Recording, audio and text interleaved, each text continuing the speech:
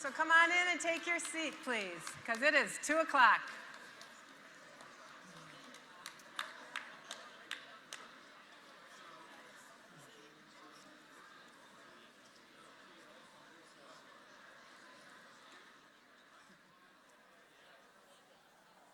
If you would sit down real quickly, that will let us get started.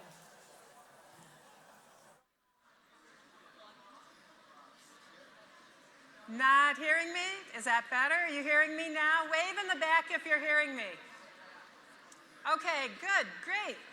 So please come and sit right down because we're starting now. Thank you.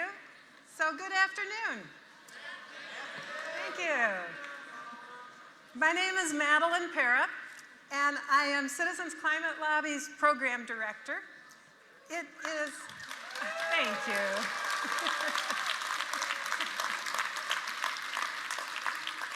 It's an enormous privilege to stand up here in front of you. It's an even bigger privilege to get to work with you.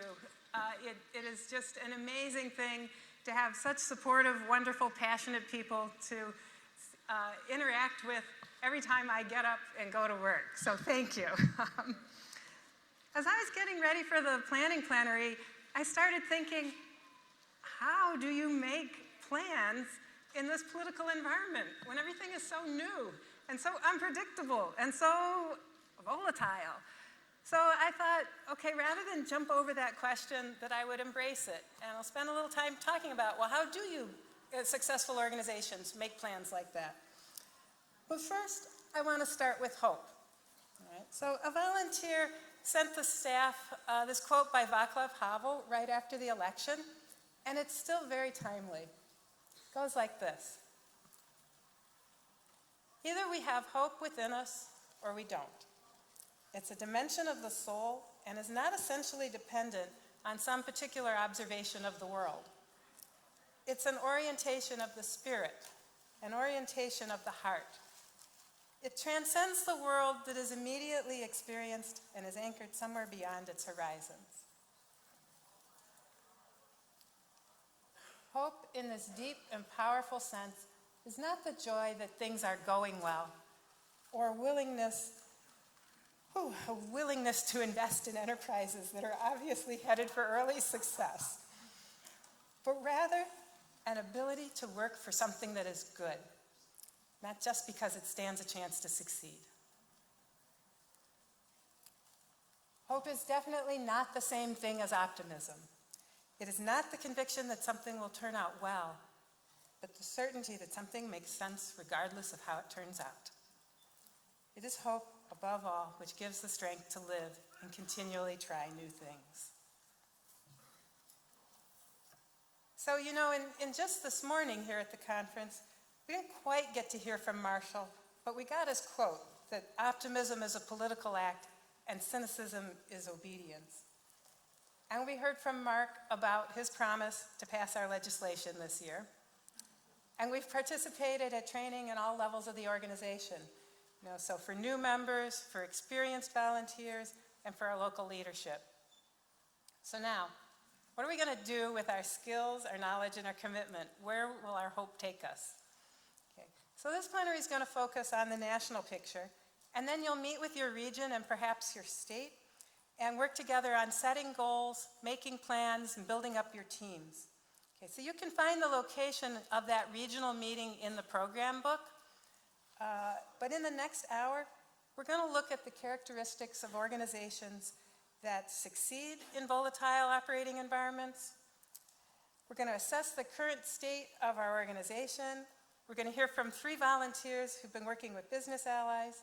We're going to hear from our executive director, not him, our legislative director, Danny Richter, about how are we going to pass a bill, no matter what happens, unpredictably. And we'll end with some perspective on our role in the climate movement, including some perspective and encouragement from Bradley Whitford, who's come all the way across the country and stopped in Washington, D.C. here just to talk to you. And I'm just really honored and touched that he's doing that. Okay, so how do we make plans? in this new political environment after the election. All right, so lots of organizations, businesses, the military, they've had to operate in unpredictable situations, in changing environments. How do they do it? They've been studied, particularly the successful ones. And there's some wisdom from the social science that we've gleaned. So I'm going to share a little bit of what I've been learning. So first of all, you need to be, I went too quick there, you need to be highly adaptable.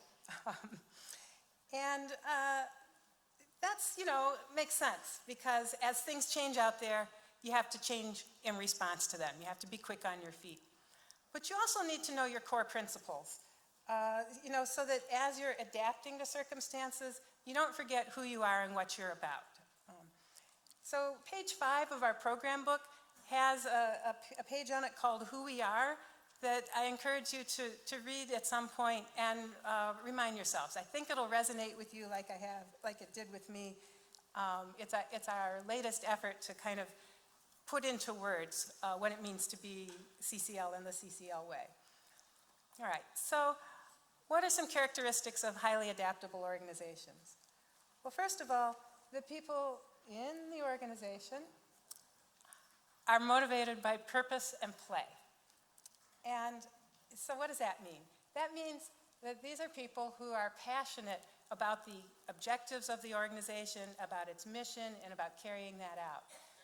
And the play part refers to the fact that the work that they're engaged in, the tasks that they're doing, have meaning to them, and are things that are so engaging to them and so aligned with the purpose that doing that can, at its very best, feels like play. It's fun to do your CCL stuff. Okay, so a second thing that we've seen in the literature is the idea that comes from the military called commander's intent. And what the generals learned is that they don't know, of course, what's going to happen when the troops go out there on the battlefield, and that they need to make sure that everybody out there, the leaders in the field and the troops in the field, understand what the objectives are, what it is that the commanders want to have happen. And then they have freedom to figure out what it is they do in response to the actual conditions that they find. All right. Now that requires a lot of trust, right? Because the generals have to trust the troops to get it and to make the right decisions, and the troops have to trust that the generals are leading them in the right way. So related to trust is another characteristic of highly adaptable organizations, and that's good communications. Okay. So you need communications that go in all directions, that work well going up, down, and sideways. And again, that makes sense, right? You want information from the field to be moving up to the leadership in the organization so they know what's going on, they're responsive to it, they know where the course corrections are, and can make good decisions. You also need good information going from the leadership of the organization out to the field so that everybody understands what's going on and can also make good decisions. And then the sideways part is important. You need people talking across the same level, helping each other out and making sure that they can learn from each other's experience. And that actually speaks to the next item of characteristic of highly adaptable organizations, which is the idea of citizenship. And this is a little different sense than what we use when we talk about being citizens in our democracy. This is the idea that in the organization, the people in it want everyone around them to succeed, and that they will stop what they're doing if needed to help somebody find the information or the person or the answer to the problem or the website or the link, simply so that that person can move ahead and succeed. And you've probably seen or heard of organizations that don't work like that, where the people in it climb over each other to get to the top, to get to the bonus, to get to the promotion, and sometimes actually sabotage each other. That is not a characteristic of a highly adaptable organization that functions well in changing environments. So good citizenship, people helping each other succeed. I'll confess, I actually had to work at that. It sounds like obvious, but I think we get very steeped in competition in our culture. And the idea that I actually really passionately want everybody around me to succeed is one I've had to work at times. Another characteristic that really helps, that citizenship also, and this idea of solving problems, is that organizations that are highly adaptable have low levels of blame, right? And we got into this morning some with the group leaders. Blaming each other. You know, things do go wrong. Whenever you're doing anything and you're learning, things go wrong because we learn by making mistakes. And whenever things are changing, mistakes happen. And there's this very human tendency to blame other people, preferably the farther away from you that you can get them, for what went wrong. All right? You know, we blame our members of Congress, we blame other people, it's just something people do. But it shuts down communication, it shuts down problem solving, it shuts down the learning that you need to do in order to adapt to new things. Okay, so there's a simple antidote to that, which is to basically approach everybody with an assumption of positive intent. Right? And when you assume that, then you become in a place where you can draw them out, you can find out what went wrong, you can analyze it, and you can solve problems together. So assume positive intent. That's what those organizations do that are succeeding. And the last characteristic that I want to talk about is that people in these highly adaptable organizations have the skills they need, that there's ongoing and continuous training when they come in and all throughout their time in the organization. And that enables them to keep learning and have the skills and the power, basically, the empowerment that they need. Okay, so what I'd like you to do now is to turn and talk to someone about these two questions, right? However much experience you've had with CCL so far, how would you rate us in any of these areas I've talked about, all right? And secondly, what can you do to improve CCL in one of these areas? And you'll notice I put you in all caps, because this is a team effort. It won't happen from the handful of staff at the top doing it or your regional coordinators. It really is about all of us. So what's been your experience so far, and what can you do to help us improve? Just turn to somebody right by you, and you'll have a couple minutes to talk.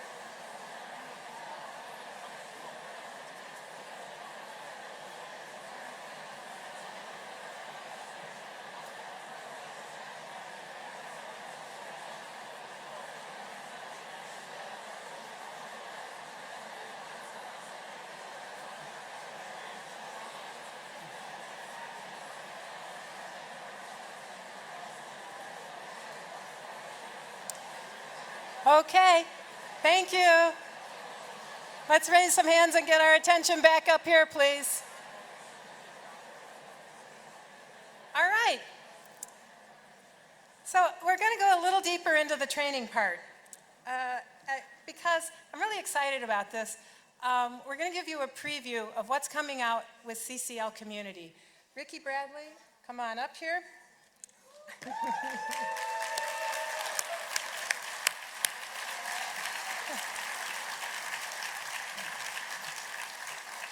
All right, Ricky's been working for months on completely redoing CCL Community to make it easier. You're going to love this. Thank you, Madeline. Remember that part about low blame before we do this. Okay? All right. So a couple things to talk about real quick, and then they'll play. Oh, let me turn on my laptop. So for those of you who don't know, we have two websites. We have one called our main website and has various country subdomains, and then we also have an intranet, and she's called CCL Community. And yes, she's a she, right? Absolutely. So an intranet is really a private network, and that's what CCL Community is meant to be. So it's not where we're out putting our best foot forward and trying to simplify things because you're trying to scare them away. That's what our main website is for, right? We don't want to scare people away. So community is for the folks that need it, our volunteers and our members. So I like to say this, she's not as sexy as the main website, but she's more functional. All right. But she's getting a makeover. Now the question may be, why is she getting a makeover? And I only have 5 minutes, so I can't go into that. All right, so let's talk about what she's going to look like, okay? So this is going to be the new homepage of Community, and some of this may change between now and then. And the first thing I want you to notice that Peter Brin missed, the most obvious thing on this website, is the big new volunteer button. How did he miss that? Did anybody else miss that? Hopefully. All right, sorry Peter, didn't mean to call you out. There's a new volunteer page. So as group leaders, when you have new volunteers that are joining the organization, hey, have you been on Community or intranet? Yeah, are you there? Go to this click that button, new volunteers. You're going to see all the information there. Your journey starts, helps them find their chapters, introductory calls, getting connected. It's all right there in one easy spot for them. Yay. All right, so a couple things that are different in Community. So right now, currently, we have a resource section, which is just overbearing, right? So what we're doing is redefining the resource section to be those things that are used to promote like a tabling event and those types of things, marketing type materials. And you'll see there's digital and print resources and then all the event resources as well. So you're like, wait a minute, why is there a menu on the left-hand side and it looks like the same exact information in the middle, right? That makes no sense. Well, the thing is Community was built, let me make sure I get the right one, for mobile. And so, whoops, hang on, I don't have my... Give me 1 second. I got to get my mouse in and only have 5 minutes. All right. So this is what Community will look like if I can get my mouse to work. Yeah, on an iPhone 6 Plus. Well, it's not working right now. Okay, hang on. Believe me, it looks better. I'm just not getting a good feed right now. Yes, low blame. There we go. Here's an iPhone 5. And so you can see what happens here is the menu on the left-hand side goes away, but all the information is still there for iPhone 5 users. The same thing for the 6 and stuff. So the really important thing here is you don't have to be on your laptop or your desktop to get on Community. You should be able to jump right onto it. It's all built from the ground up as being a mobile-ready website. All right, now I think I have about 2 minutes left. So the next thing that's really important for your members of an organization, the main thing you want them to do is take action, correct? Right. And so we should be giving you the tools and materials that makes it easy for you. And that's what the new Take Action Center is going to be. And notice it's the very first button. And again, the format's the same. You got a menu on the left-hand side. You have all the actions that you may want to take down the middle. Oops, I clicked on one, sorry. And on the left-hand side.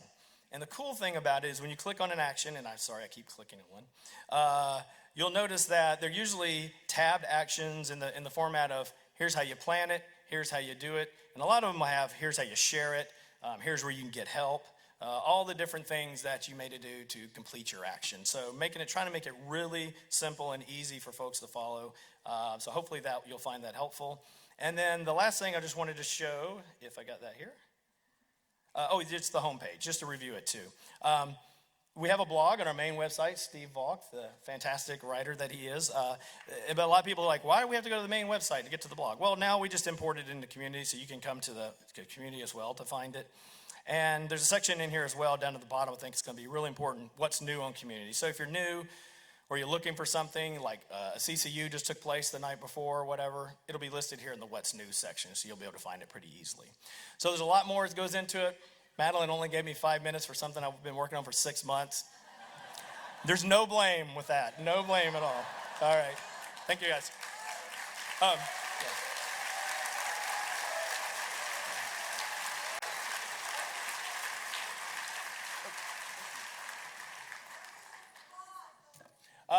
Is probably not this Friday, but probably the next Friday.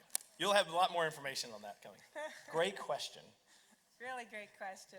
All right. We will definitely give Ricky more time on that. Plus, if you're like me, You learn by just clicking through and looking. That's how I learn.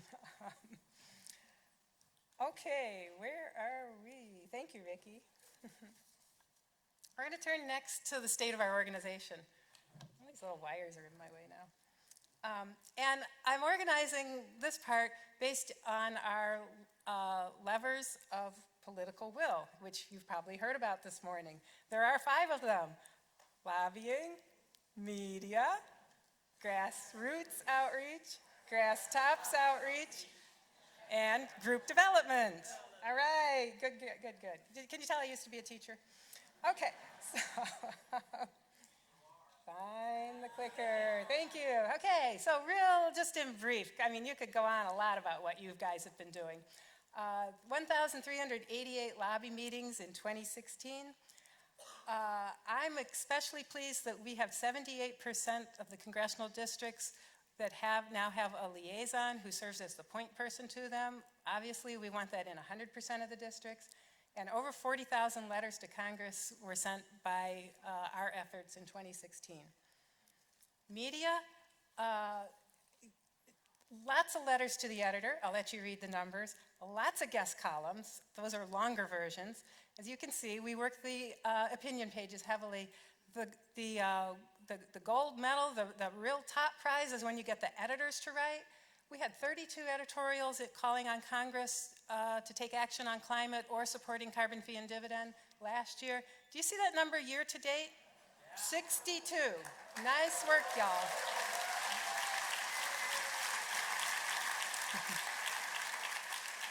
Grassroots outreach, tons of events. Nice work again. Now, April was a blockbuster. Between the marches and Earth Day and Earth Month, really, you guys went nuts. We've never had 598 outreach events in 1 month. And then we asked you to show Years of Living Dangerously, the episode with Jay Butera and Bradley Whitford. 122 house parties last year, all right, that were reported. I'm not swearing, they were all reported. Now, Grass Tops Outreach, that's where we reach for the leaders in the community. So other local elected officials, clergy, business leaders, and this is who's you so far through your work you've generated in support of carbon fee and dividend specifically. 16 newspaper editorial boards, 48 local government resolutions, including California, which you know California is bigger than most countries, and the Oglala Lakota Sioux. And then some nice business associations are starting to come in too. So, and then the total endorsement letters, that's all kinds. That's supporting carbon fee and dividend, that's calling on Congress for climate action, and that's the custom ones. So 1607. Chapter development, well, first take a look at this top number. 39% of our supporters have joined since the election. Yeah. And in just 5 months, 63 new active groups. We've never had that many in 5 months. That's more than we've had most years. All right, and we want at least one group in every congressional district. We are at 86%. I think this should be the year we get to 100%, don't you? Yeah. Okay. So just a little about Canada. We heard a lot of wonderful international stuff this morning. Canada had 168 face-to-face meetings in 2016. The thing I love about Canada is how they turned around so rapidly on the climate issue with their national government. 2018, they will have national carbon pricing.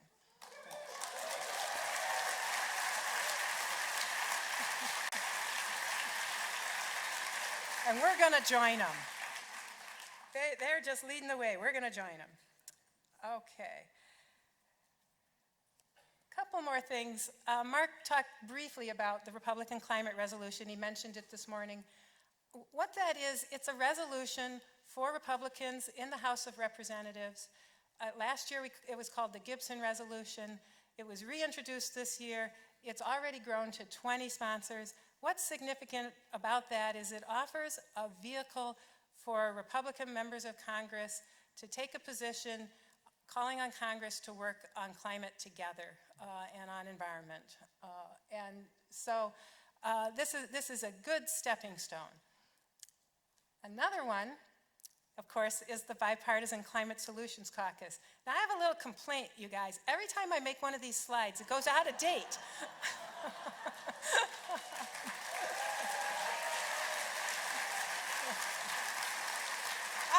I made this one Thursday. Friday morning, we went to 42. All right.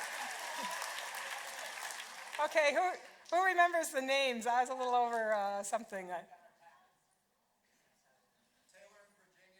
Taylor in Virginia. Panetta in California. Okay. Thank you, Danny. All right, so as you can see, you have to join this caucus 2 by 2. And these are folks, meaning for every member of one party, there has to be somebody from the other party joining. And they are researching, working together, looking for common ground and common solutions on climate. Okay. So I asked 3 of our volunteers to come up and talk to you, to take a little more dive into some specific stories on the grass tops lever. So Harold Hedelman and Steve Hams and Bruce Hagen, come on up. I see 2 of you. There you are. You can use this, or you can use this. Yeah. Thank you, Madeline. Well, we're going to tell you a little bit about Business Climate Leaders. We have our own website, businessclimateleaders.org. You can find out more there. We started in 2015 when at a regional conference, and if you're new, guess what? You get to do one of these in your region soon. We started in 2015 when a speaker at our regional conference told us at the end, I have a strategy for you. And he said, go engage businesses. If you do that, they're going to want to support you because carbon fee and dividend puts money in the pockets of their customers. It was like a light bulb went off. We cheered. We said, okay, we're going to do it. We didn't really know what we were getting into, and that's why we're here. So the process that we involve businesses with, 4 steps. Research, get the first meeting. Takes time, persistence, and patience. Have the meeting and grow the relationship. The research starts with the endorser database. Check and make sure no one else is already working on them. If they are, team up with them. If they're not, you're on your own, but you're going to get a team. Working with a company, if we go forward with them, then we do the research. So then we can appreciate those members when we get in touch with them and understand where they are on climate. To get that first meeting, we use every reasonable means: social media, email, letters, phone calls, schmoozing at business conventions, and even carrying your business cards on bike rides. But above all, we remain polite, patient, and persistent. So we get to a first call. Our typical first call we start, it's very much like a meeting with a congressperson. We start by appreciating their sustainability work, and we briefly introduce CCL and carbon fee and dividend. But we make it clear at the beginning that we are not asking them to support carbon fee and dividend right out of the gate. We think that is way too soon. It's kind of like going on your first date and asking somebody to marry you. It's like, probably is not going to work, not most times. Instead, we ask them to articulate what are the risks and opportunities that their businesses see from climate disruption, what are the goals and actions that they're taking, what kind of advocacy they currently do, and how climate is part of that, and what action they would like to see from Congress. And depending upon what we learn, we suggest ways that we might work together. We provide follow-up information and set up a follow-up call. On subsequent calls, we explore different possibilities, looking for a win-win where we can work together with them. Let's discuss some details of a couple of those win-wins. Our first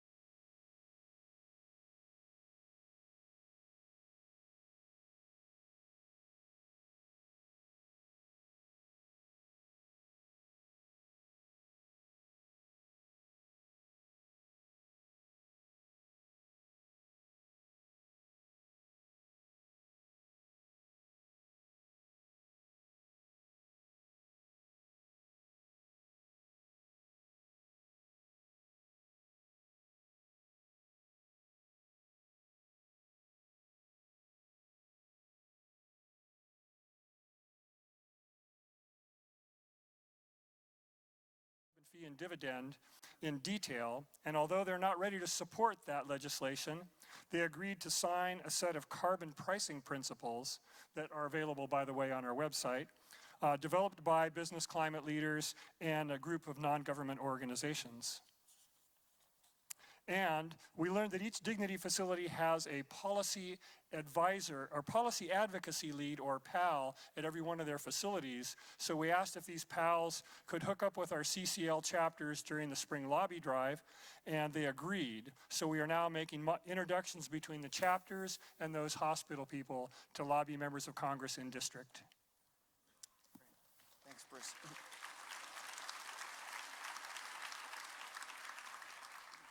Another strategy that we employ to reach a much larger number of companies is to partner with business-oriented NGOs, non-government organizations. One example of a successful relationship we have developed is with the American Sustainable Business Council, which is a nonprofit that represents over 200,000 small to medium-sized businesses. Our work with them over the last 18 months resulted in multiple joint activities, and I'll just tell you about two. First, we worked with their leadership to invite member companies to join CCL members in their in-district meetings during our spring lobby drive. We connected 50 ASBC companies with local chapter leaders and around the country. And in nearly all cases, the chapter leaders have indicated that these have resulted in ongoing and productive relationships for their lobbying efforts. Also, several weeks ago, BCL introduced the Boise, Idaho CCL chapter to Happy Family Brands, an ASBC member. We set up a planning call with a Happy Family representative, the Boise chapter leader, and a BCL and an ASBC rep. And as a result of the call, Happy Family has agreed to sign a community leaders letter explaining why we want Congressman Simpson to meet with us and attend that meeting with us when we get it. We have already secured a commitment from Cliff Bar to join this leaders campaign and are also close to getting Hewlett-Packard on board. All of these companies will have significant influence with Congressman Simpson because they generate local tax dollars and they employ a lot of his constituents. This is a perfect example of how BCL can help chapters put together a campaign that will put a number of constituent businesses in front of a member of Congress and lobby them to act on climate.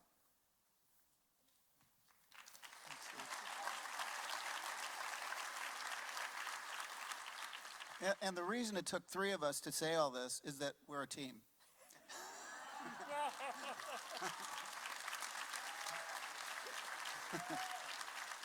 If you want to learn more, there's the website. You can come to our panel tomorrow, Business Perspectives on Climate. We'll have someone from ExxonMobil, someone from Monsanto, and someone from a business-oriented NGO, C2ES, and we're going to really find out what makes them tick when it comes to advocacy for climate. You can, we're one of the action teams on the website. I mean, you can go to the community part of CCL's website, go to the action teams page. We're there. You can join us. You can visit the website. Thank you very much.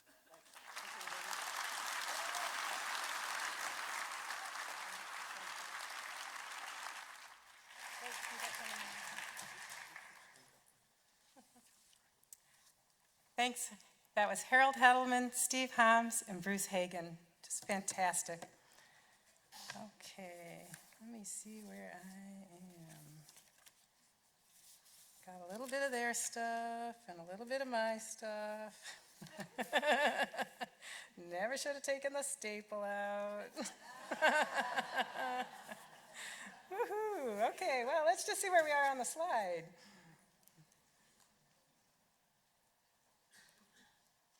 Right in the right place. Okay, so the next thing we're going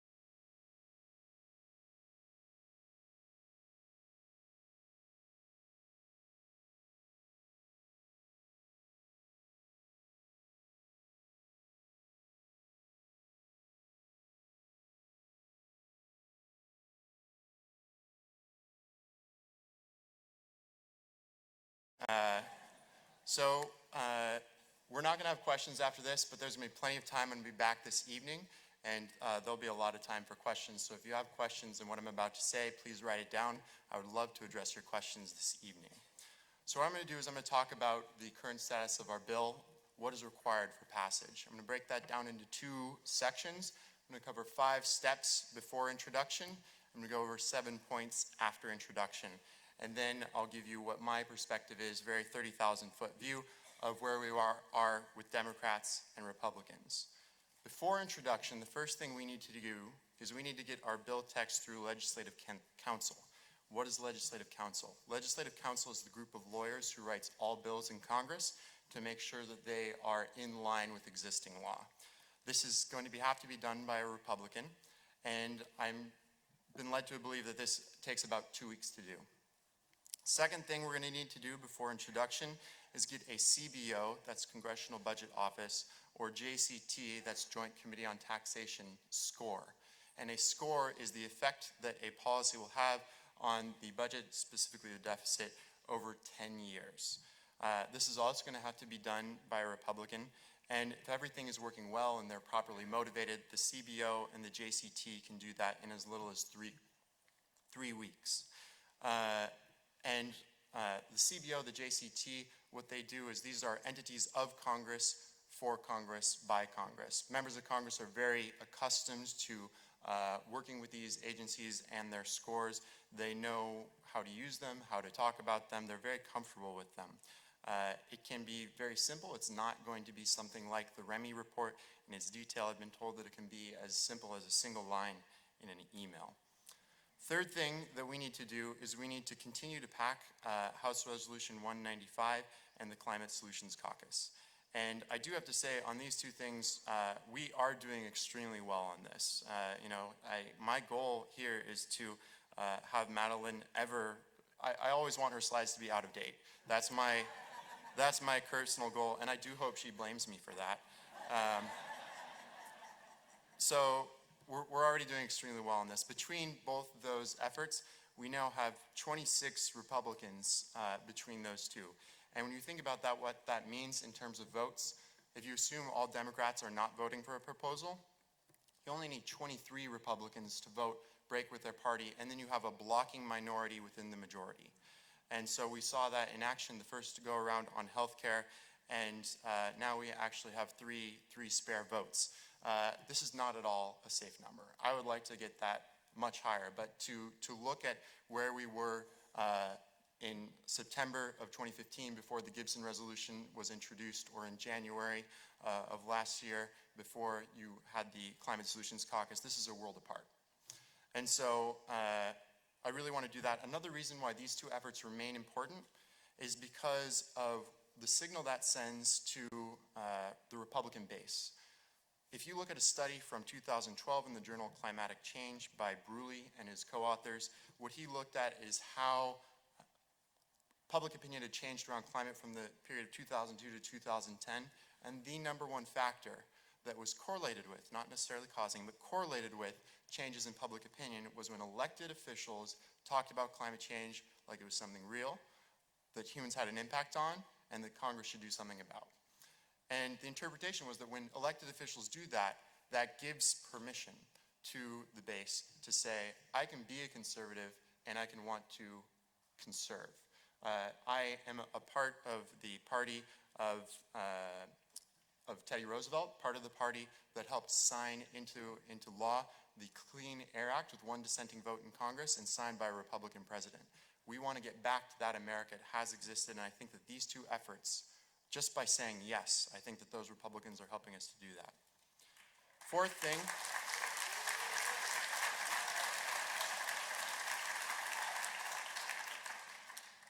thing that we need to do before submission is I think that we need to get at least 10 Republicans to get on board before submission as original co-sponsors. Why 10? Well, there's a certain degree of safety in numbers, and if you get to 10 before you put it out into the public, that gives them a lot more freedom to recruit their colleagues behind closed doors, and it avoids some of the arguments that you get if it was just one Republicans saying this is Don Quixote over here. If you get to 10, well, they can't all be Don Quixote. And so I think we need to list 10 Republicans. I would love it if there were also Democrats on that bill. I think that coming from a nonpartisan organization, you always feel more comfortable when you have bipartisan support for a bill. But unfortunately, I think in the current climate, the Democrats are negotiable. The Republicans are non-negotiable as original co-sponsors. The fifth thing that we need to do is we need to continue to get endorsers and resolutions. So I'm really happy that we had the BCL up here. This is going to be really important. We need businesses, we need military, we need industry groups, chambers of commerce, newspapers, mayors, scientists, faith leaders, and especially in the districts of those Republicans who are original co-sponsors. If you want your Republican to be an original co-sponsor, you need to get endorsements for them, which gives them the space to do that. You want to make sure that those are endorsers were part of the coalition that got them elected last time. If you get those people who helped get them elected last time, they know that they can take this step, and the people, the coalition that has already worked for them is still going to be there. They're not going to desert them, and that's really important. If we do all that, I think you can get it introduced. Then we're in an entirely different world. And so once it's introduced, the number one thing that we need to do is we need to grab that media lever and we need to yank for all we're worth. We need to get lots of positive media and we need to combat the negative media. This is going to be a big story. Lots of people are going to want to cover it. Some are going to be positive, some are going to be negative. We need to make sure the positive outweighs the negative. So all those letters to the editor you've been working on, those editorials, those op-eds, that's going to be incredibly important. The second thing that we're going to need to do is we're going to need to get more co-sponsors. And this is that lobbying lever. And again, with those co-sponsors, I think that we're going to need to get, I would say, at least into the 40s in terms of Republican co-sponsors on the bill before it would come to the floor for a vote. It could be higher. And why do I pick 40s? Because that's about the size of the Freedom Caucus, and that seems like a good analog for a group of Republicans that are able to assert their agenda. Third thing we're going to need to do is get more endorsers. It doesn't stop once the bill is introduced. For every co-sponsor we're going to get, the more endorsers we can get in their district, especially those who are part of the coalition that got them elected in the first place, that is going to really help us. And that is the grass tops lever. Fourth thing, there are going to need to be hearings for the bill in Congress, formal events, and then we're also going to need to get it through committee. The committees of jurisdiction in the House, definitely Ways and Means. In the Senate, definitely the Finance Committee. Possibly in the House, you might also involve Energy and Commerce, and possibly in the Senate, you might involve Energy and Natural Resources or Environment and Public Works. To get it through committee, the chairman of those committees is going to have to allow it to come for a vote within the committee, and then the committee is after going to vote for it to go to the floor, where then the Speaker of the House and the Majority Leader in the Senate would have to allow it to come for a vote. All those things are going to have to be in place. 6, ultimately, before this comes for a vote, I think we're going to need at least half of the Republican caucus on board. What do I mean by on board? I don't mean they have to be co-sponsors, but I do mean that they have to express in some way that they are going to be willing to vote for this. And the reason I say that is because of the well-known Hastert rule, which basically says if your caucus, if less than half of your caucus is not behind a bill, then you don't bring it to the floor, because that's going to undermine support for your caucus, for your leadership, and it's going to put people in an embarrassing place with having to take some votes. So I do think we're going to need to get at least 26 Republicans in the Senate and over 100 Republicans in the House to express some intention to their leadership to vote for this. And last thing on this, the only way I think this gets passed is if the entire country's focus is on it. Looking at the American political system, things happen not in a straight line. I think they happen in fits and starts. There's a crisis. Our national attention is focused on something very intensely for a month or two, and then it comes up to a vote, it passes or it doesn't. I think that, and in that model, what we need to be focused on is being ready for when the nation's attention is focused on our issue, so that we're able to pull those levers as we need to, as hard as we need to get this done. And so in the context of Mark's promise, when we add all this up, what does that amount to? We've got 2 weeks for Legislative Council, about 3 weeks for the CBO or the JCT. We got a month or 2 for the national focus, and you also have to allow for the holidays.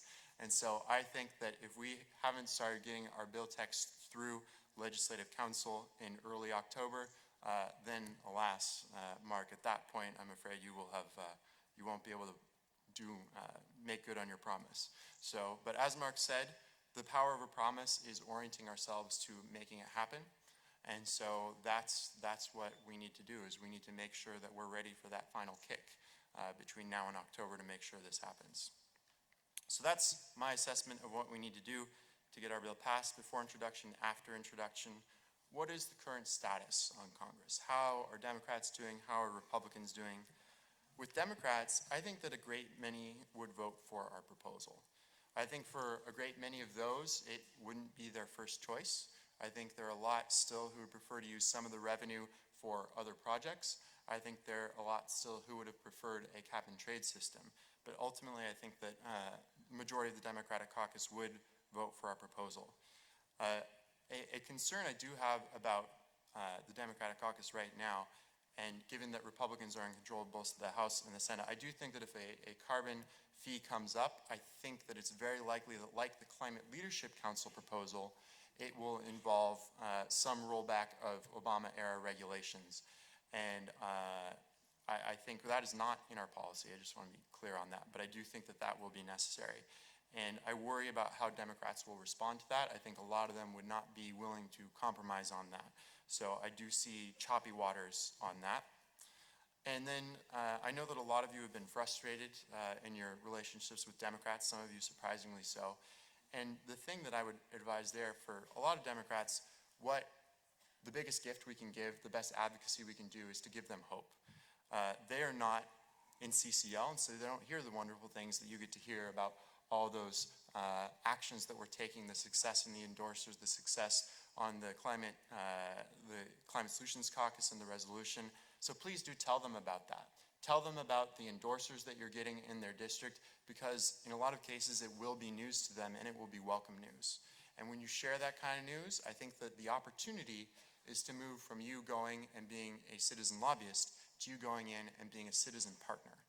And particularly when you're going and getting endorsements in their district for people who can help them come out on this issue and be strong, I think that they can help partner with you to identify who should you be reaching out to, and they may even be able to arrange some introductions. So think about, with your Democrats, how do you move from citizen lobbyist to citizen partner in helping to do this, particularly with endorsements.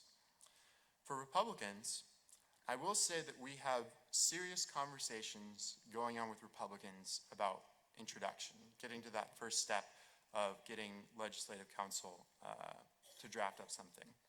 If you do have a Republican who is interested in joining that conversation, please do put them in touch with me. My team and I will do a follow-up, hopefully with you on the phone, the liaison or the group leader on the phone, and we'll figure out next steps. We obviously want to move that forward before October. And you will be asked which Republicans support this. There is an action logic in there, and in your folder, it's the blue document. And one of the questions in that action logic prepares you for just this question: who supports this?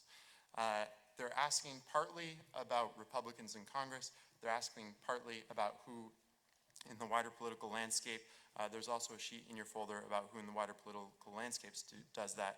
But when asked specifically which Republicans, I would ask you to say, we're being judicious with those names. We recognize that it will be easier for them to achieve our goals if they don't have targets on their back. And so we are protecting their privacy, I guess you could call it. And if you are interested in joining this team, I'll put you in touch with my legislative director, and we'll see about getting you to be a part of that team. I've also heard from a lot of you a concern about our president, Donald Trump, and the concern that he will veto our legislation if we can get it through Congress. I just want to say I'm not concerned about this at all. And the reason I'm not concerned about it at all is because of what I just laid out for you. If we can get more than half of the Republican caucus willing to vote for our proposal, and if most of the Democratic caucus is already willing to vote for our proposal, then we can override a presidential veto. I'm much more concerned with Chairman Brady, Chairman Hatch, Chairman of the Ways and Means and Finance Committees in the House and the Senate, with Paul Ryan, and with Mitch McConnell. We need to get through those four first before we have to even start worrying about Donald Trump. Even if we were worried about Donald Trump, you also have to look at the people he's appointing to his positions as advisors. Kevin Hassett has been nominated as the chair of the President's Council of Economic Advisors. Kevin Hassett is an economist who has published in the academic literature modeling carbon taxes. This is a guy who knows carbon taxes inside and out and has put his name to academic research on carbon taxes. Nominated as chairman of the President's Council on Economic Advisors. Of course, you also have Rex Tillerson, who is the Secretary of State, who has stated and stated again his support for revenue-neutral carbon taxes. You have Gary Cohn, the Chief Economic Advisor and the Director of the National Economic Council. So these are all people who would be in a position to advise President Trump should this get to his table. And then finally, I do want to address, go back to the Climate Solutions Caucus and the resolution. And I do want to point out, I'm optimistic that we're going to be able to get a lot more people on both of those groups. And part of the reason I'm optimistic about that is if you look historically, midterm elections are generally not kind to the president's party, regardless of which party that president is from. And when you also look at the approval ratings of President Trump, they are historically low. And what the dynamic that's going to create is you're going to have members of Congress who are looking to distinguish themselves, if this continues, from an unpopular president. And this president just pulled out of the Paris Climate Agreement. He has said very clearly, I, President Trump, am not in favor of doing something on climate. An easy way for a member of Congress to distinguish themselves from that president, should they be so inclined, would be to make a strong statement in terms of addressing the climate. So hopefully that's a little bit of a silver lining, and that's what I'm looking forward to over the coming years. So as I said, there will be time to ask questions this evening, and I hope that provides some useful input for your strategy sessions coming up.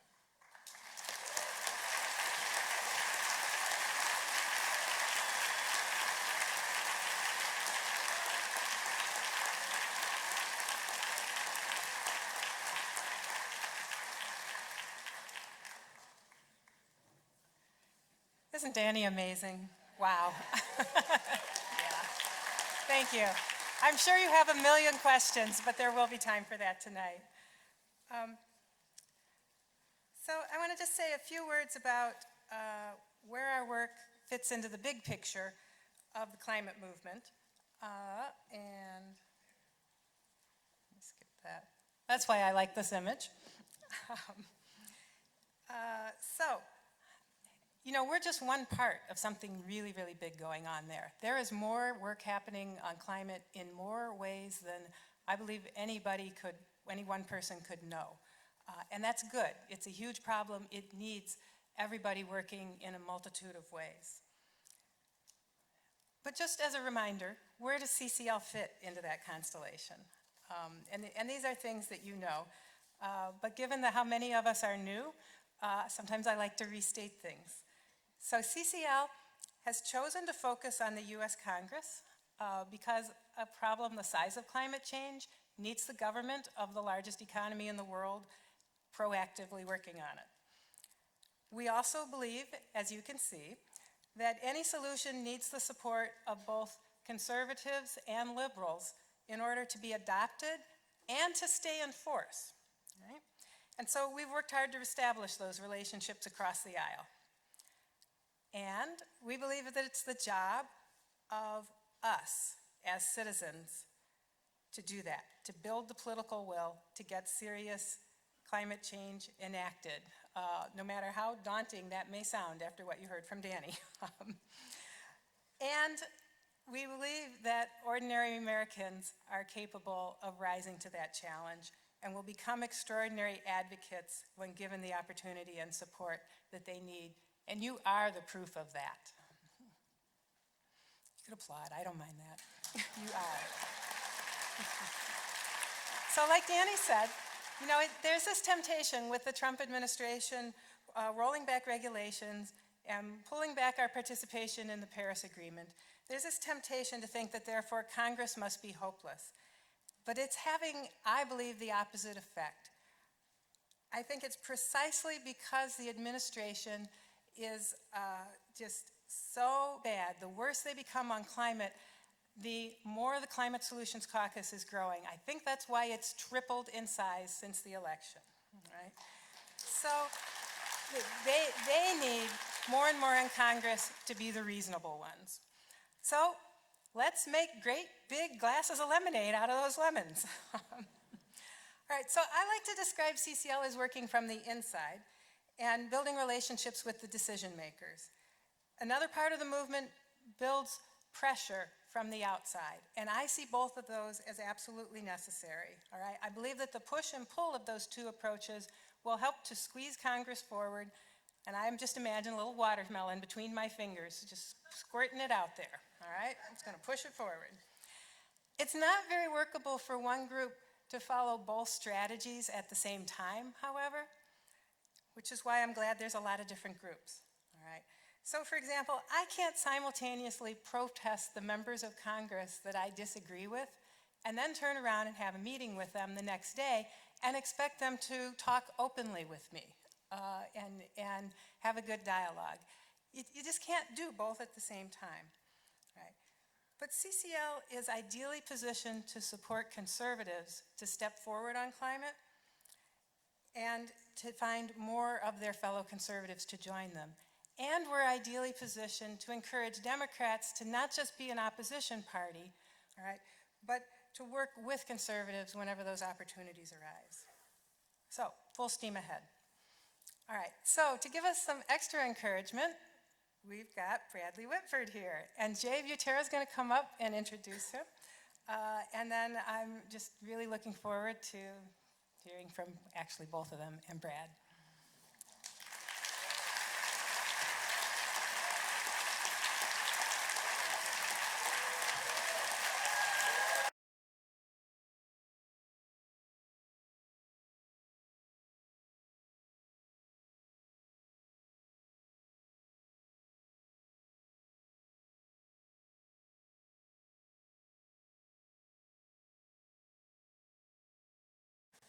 Well, thank you so much, everybody, and I am so excited about this conference.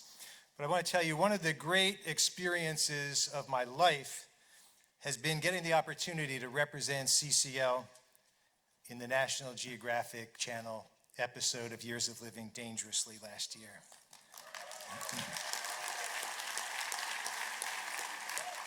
And what made that experience so great for me was the chance to work with and to reconnect with the amazing Bradley Whitford. Yeah.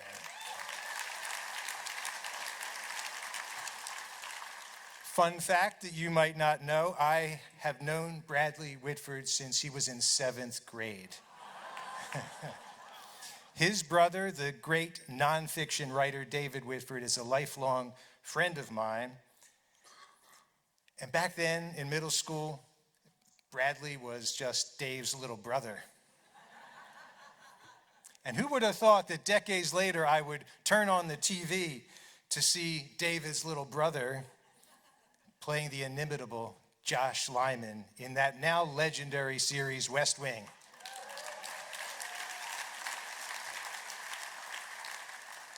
A word of advice, if you have not watched West Wing, after this conference, go right home and binge watch it.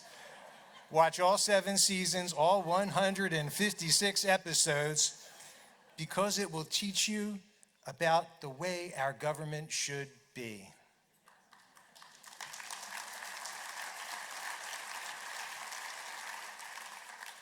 Bradley's newest film shows a different side of him. It's called Get Out. It is a stunning box office success right now. It will make your head spin, so check it out. And right now, Brad is filming a new film with Meryl Streep, directed by Steven Spielberg. He's on his way to New York, and tomorrow morning they'll be shooting and starting that film. But I want to tell you this, and this says a lot about Bradley Whitford. He came to the East Coast a day early just to come to Washington so he could be with us here today. How about that?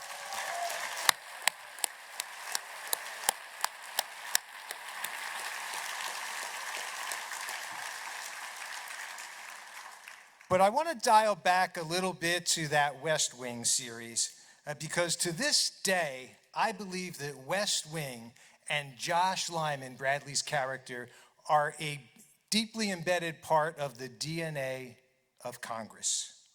I've spent a lot of time on Capitol Hill with Bradley, and we cannot walk down the halls of Congress without congressional staff and members of Congress coming out of their offices wanting a selfie with Bradley. And they tell him, "You're the reason I'm here. You are the reason I came to Capitol Hill. You inspired me to public service." And I think that's amazing.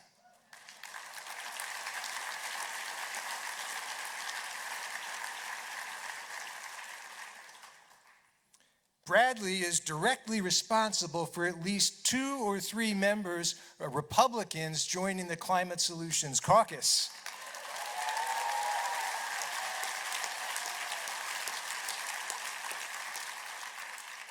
Because of his advocacy and because of that West Wing DNA, that's what does it. I have this theory that when Bradley meets with politicians, he reminds them of their better selves.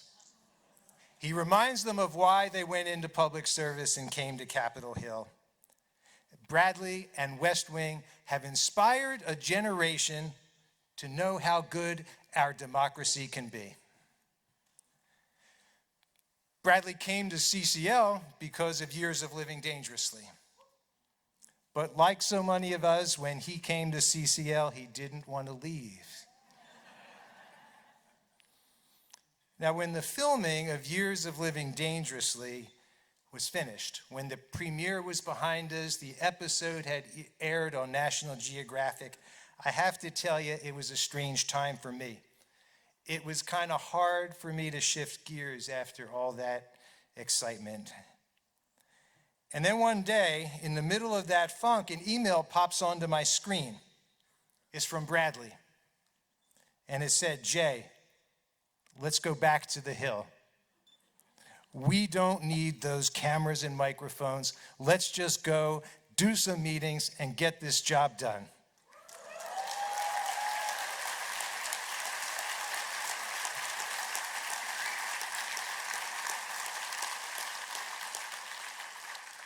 And that's what we've been doing. Bradley Whitford has joined CCL's advisory board now, as you all know. He has opened doors for CCL. He has raised our spirits, raised our profile with his dedication and his steadfast friendship. So without further ado, I want to introduce you to our friend, the amazing Bradley Whitford.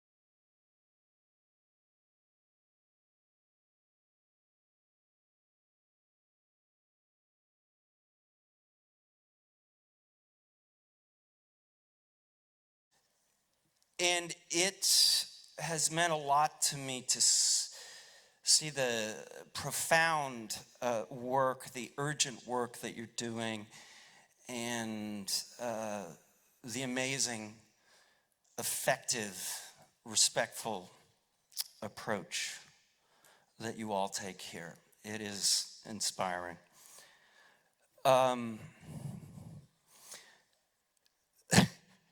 You know, Jace, it is very sweet. I get bombarded whenever I come to Washington with staffers who come up and say this very sweet thing, which is, you're the reason I went into politics. And one time, this really sort of exhausted kid came up to me and he's like, "Yeah, I just want to tell you, you're the reason I went into politics." And I said, "Oh, that's great. You work on the Hill?" And he said, "Yeah, and I'm broke. I'm exhausted. And I don't think I'm ever going to kiss Mary Louise Parker." Yeah. So, I do want to say, unlike Danny, I do not stand behind my 2008 hair. I don't stand behind it now. I stand beneath it without choice. On behalf of the acting president of the United States, I do want to thank you all so much. I know many of you have traveled from far away, and I want to thank you for being here today. It has been truly a privilege for me to work with the Citizens Climate Lobby. We're living through a very strange time, and you don't need a guy who wears makeup for a living to tell you that.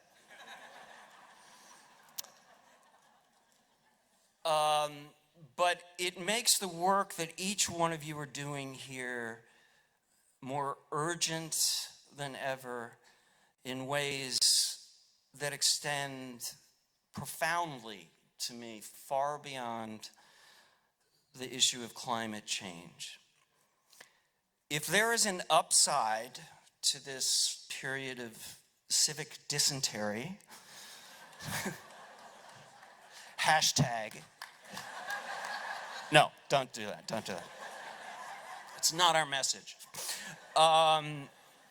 But if there is an upside, it is that there is a widespread awakening to what CCL has known all along. CCL understands that outrage is not enough. Screaming at your television is not enough.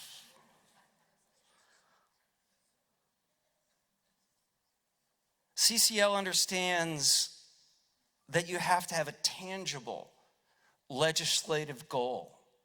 You need a tangible, doable legislative strategy, and you must pursue it relentlessly for as long as it takes. CCL understands that approaching those who we disagree with respect is not just the right thing to do. It is the most effective way to make progress, especially in this politically polarized climate.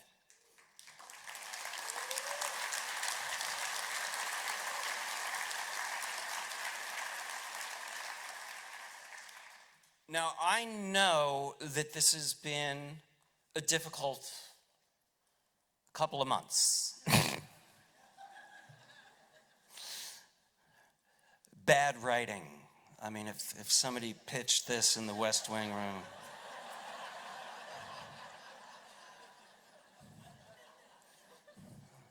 we wouldn't have bought it.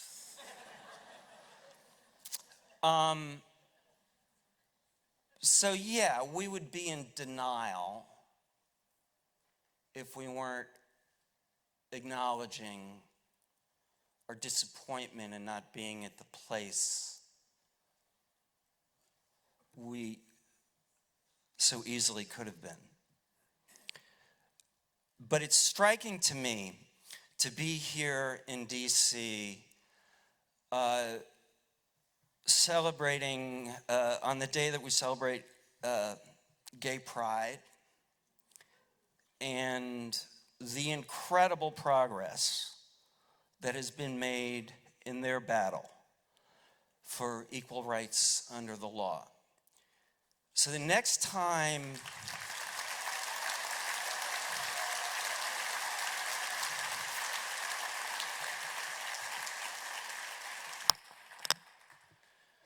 you get disappointed,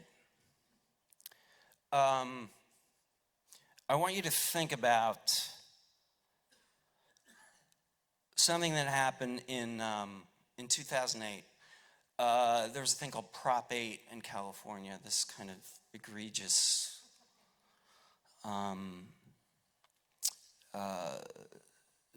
measure banning same-sex marriage, basically. And there was a huge fight that year. And I knew a lot of people who had been fighting that battle for decades. And on November 4th, 2008, imagine you live in California, the most progressive. I feel so patriotic right now. I'm so in love with Adam Schiff, Kamala Harris. No, ISIS. I don't want to get partisan. But imagine it's 2008. You're a gay man. You're fighting for what is right. And on that night, there's this wonderful explosion in the room. We have elected the first African American as president. And then the news comes in that your state has voted against marriage equality. If you have any reason to lose hope, you're that person that night. They had every right to give up. But they didn't. They turned this peculiar, twisted, dark moment into something that was galvanizing. It was not the end of the fight for marriage equality. It was a new beginning.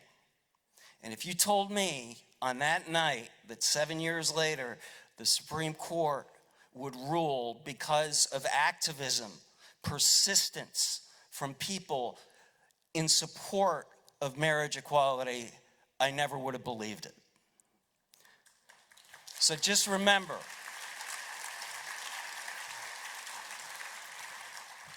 this is part of the process, and resistance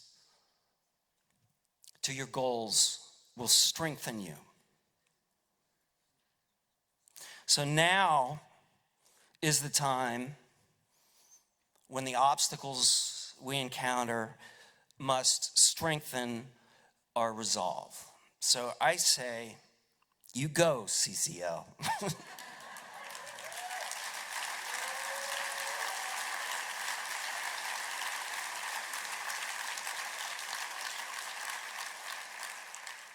You walk into those rooms and you speak truth to power with respect and with unshakable resolve. You go make the case, the undeniable case, that environmental responsibility is the definition of a conservative value.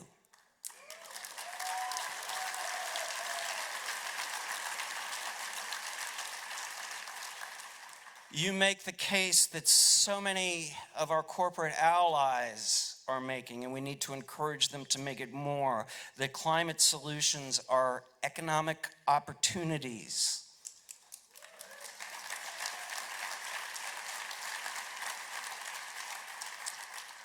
And you go prove that there is nothing more patriotic than the principled fight for common ground. So I'm here to thank you for inspiring me, for reminding me that cynicism is a luxury that my children cannot afford. That action is the antidote to despair. And most of all, thank you for reminding me that we don't just get a democracy. We got to go out there and we got to make it every goddamn day. So thank you. Thank you so much.